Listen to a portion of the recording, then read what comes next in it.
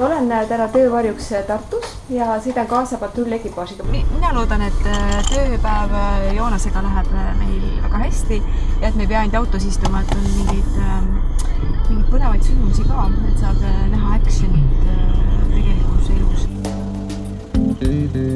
Oli sissetungi häire Astri keskusest, Astri köögikeskusest.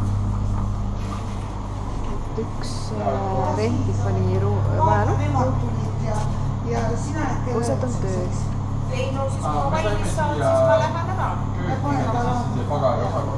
Aga kui hätta jääte, valvesse ei lähe või midagi, siis saate helistada meile. Okei, head aega, ilusat õhtut. Lahenes väga kergelt.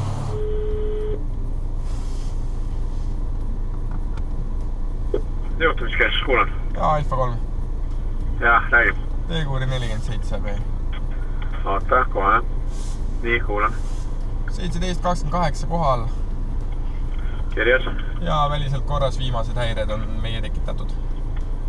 No selge, annab teades. Okei. Me siis turvatehnika divisionis lõunapiirkonnas ja on algamas teine töövarjupäev, kus on järjekordselt tublid tehnikud mul lisandunud meeskonda. Ja siin on siis paigaldus- ja hooldusmeeskonna hommikune savimine. Täna olen Tartus tehnikaosakonnas ja lähen kaasa Reioga kui arhiivi objektile.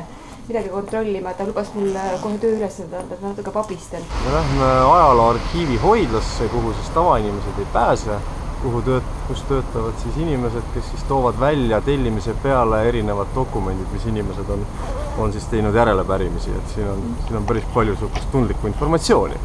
Ja me kontrollime tulekahju signalisatsioonisüsteemi ja valvesüsteemi. Just. Selle toimimist. Ja mulle antakse ka tööülesanded, nii et üritan olla... Anname jõukohaselt tööülesanded. Ja vääriline. Rein Eraja räägib siin Tartust objektilt Vahi 5 ja soovin koodi. Koodiga masterite installerit. Masterite installerit? Kas me võtame objekti ette ka? Ja ikka. Jaa, võtame küll objekti. Hakkame tööle. Hakkame tööle.